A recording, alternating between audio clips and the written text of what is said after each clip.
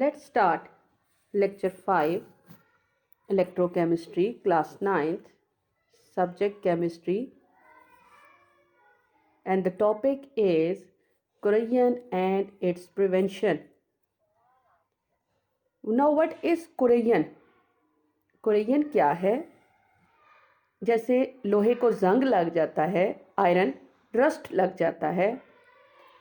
So corrosion is a slow and continuous eating away of metal by surrounding medium. ये वो process है जो बहुत ही स्लो मुसलसल होता रहता है, जिससे मेटल जो है वो आहिस्ता आहिस्ता ख़त्म होता जाता है due to presence of moisture in air.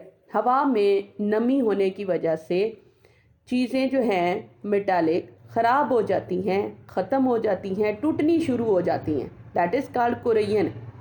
It is redox chemical reaction जो कि हवा में मौजूद मॉइस्चर और मेटल्स के आपस में रिएक्शन की वजह से हो रहा होता है. Now this is also a kind of redox reaction जिसमें ऑक्सीडेशन रिडक्शन दोनों रिएक्शंस परफॉर्म हो रहे हैं.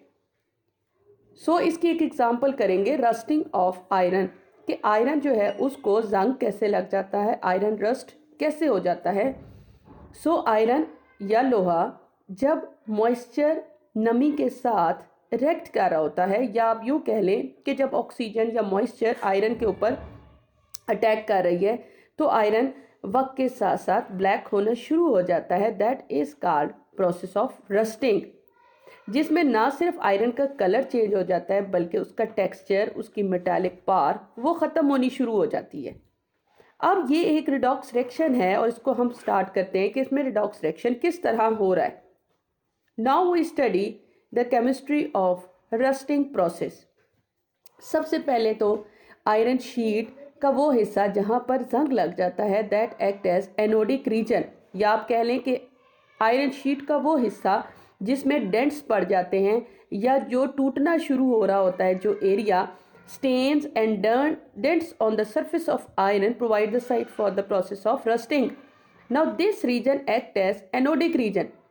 अब एनोड है तो यहाँ पर आपको पता है एनोडिक रीजन पर ऑक्सीडेशन रिएक्शन हो रहा है. सो आप ये देख सकते हैं इक्वेशन में कि आयरन व्हेन इट ऑक्सीडाइज्ड तो आयरन 2 इलेक्ट्रॉन लूज कर सकता है.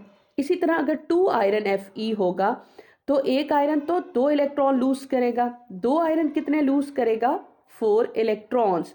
So here at anodic side oxidation reaction will takes place. Now ये जो प्रोसेस हो रहा होता है, जो डेंट्स जहाँ लगे होते हैं आयरन के वहाँ से ये स्टार्ट हो रहा होता है. This loss of electron damages the object, जिसकी वजह से ऑब्जेक्ट आहिस्ता आहिस्ता ख़त्म होना शुरू हो जाता है और इस तरह ये मॉइस्चर और नमी जो है पूरी उस आयरन शीट के ऊपर रिएक्ट कर रही होती है. सो जितना भी सराउंडिंग एरिया होता है आयरन शीट का that act as cathodic region, जहाँ पर रिडक्शन होनी है. वो जो 4 इलेक्ट्रॉन लूज हुए वो 4 इलेक्ट्रॉन इस रीजन पर गेन होने हैं. लेकिन इस रीजन पर क्या क्या चीज़ है, ऑक्सीजन अटैक कर रहा है. इसके अलावा आप देखिए H पॉजिटिव हाइड्रोजन आइंस. अब H पॉजिटिव हाइड्रोजन आइन कहाँ से आए, हवा में मौजूद कार्बन डाइऑक्साइड और मॉइस्चर जब आपस में रिएक्ट करते हैं तो उससे बनता है carbonic acid. Carbonic acid in aqueous medium ionised होके हाइड्रोजन आयन और कार्बोनेट्स आयन में चेंज हो जाता है, जिसकी वजह से इस इक्वेशन में आप देखें कि ये कार्बोनिक एसिड से हाइड्रोजन आयन आए हैं. So oxygen plus hydrogen ion plus 4 electron ये गेन कर रहा है. जब रिडक्शन प्रोसेस हो रहा है तो उसमें गेनिंग ऑफ इलेक्ट्रॉन हो रही है. अब इस रिजल्ट में बनेगा 2 water molecule. Now overall redox reaction आप देखें कि रिडॉक्स रिएक्शन जो ओवरऑल आप इन दोनों इक्वेशंस का कॉम्बिनेशन देखें तो क्या है, उसमें आप वो चीज़ जो रिएक्टेंट पर होती है और वही चीज़ अगर प्रोडक्ट पे हो तो वो नहीं लिखते ओवरऑल रिडॉक्स रिएक्शन में. सो 2 iron plus O2 plus 4 hydrogen ion, और इसी तरह प्रोडक्ट में हमारे पास हैं 2 iron ion plus 2 water molecule. ये ओवरऑल रिडॉक्स रिएक्शन है इस रस्टिंग प्रोसेस में. अब स्टूडेंट्स आपको पता है ये जो रस्टिंग प्रोसेस है जिसमें आयरन के ऊपर जब मॉइस्चर या नमी अटैक करती है तो आयरन का कलर भी ब्लैक हो जाता है, आयरन टूटना भी शुरू हो जाता है. तो एक्चुअली जो प्रोडक्ट बनता है आयरन और ऑक्सीजन के कॉम्बिनेशन से वो होता है Fe2O3 and water molecule, that is called rust.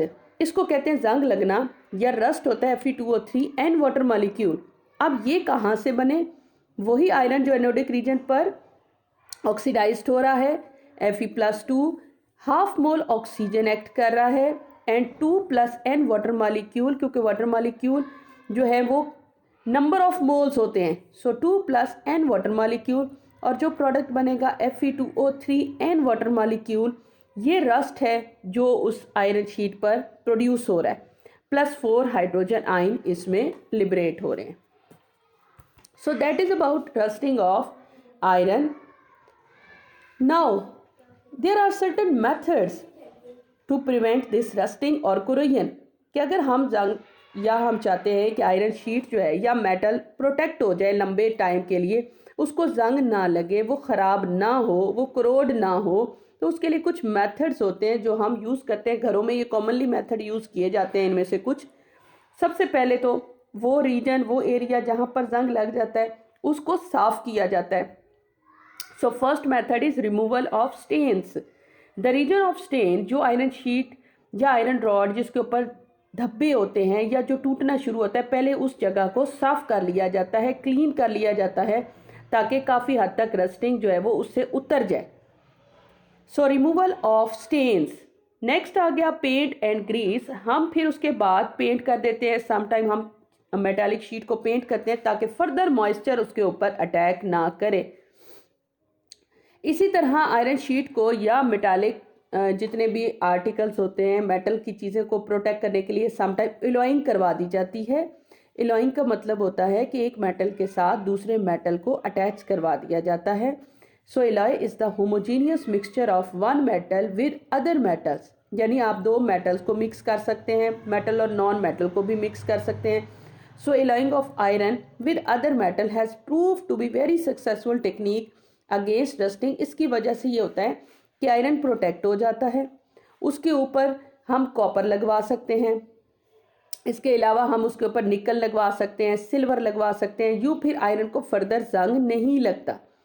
Metallic coating, ये भी इसी तरह का होता है कि आयरन के ऊपर कोई भी मेटल कोट करवा दिया जाता है। मोल्टन मेटल के अंदर आयरन शीट डिप की जाती है, और वो मेटल हो सकता है मोल्टन मेटल जिंक हो, टिन हो, तो यूँ जिंक, टिन, क्रोमियम, ये उस आयरन के ऊपर अटैच हो जाएगा और फिर वहाँ से ये इतना आसानी से रिमूव नहीं हो सकता, जिसकी वजह से मॉइस्चर या ऑक्सीजन नमी फर्दर उसके साथ अटैच आयरन के साथ नहीं कर सकती।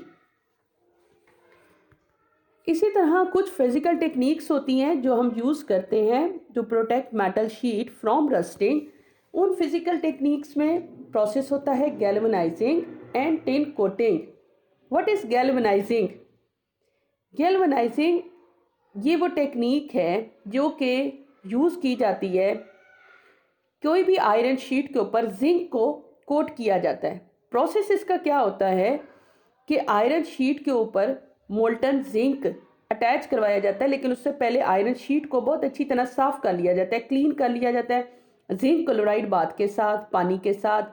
फिर इसी तरह मोल्टन जिंक मेटल में वो आयरन शीट डिप की जाती है और फिर उसको ठंडा करने के लिए रख देते हैं। इसका फ़ायदा ये होता है कि जिंक आयरन को प्रोटेक्ट कर देता है ताकि उसके ऊपर फर्दर रस्टिंग ना लग सके।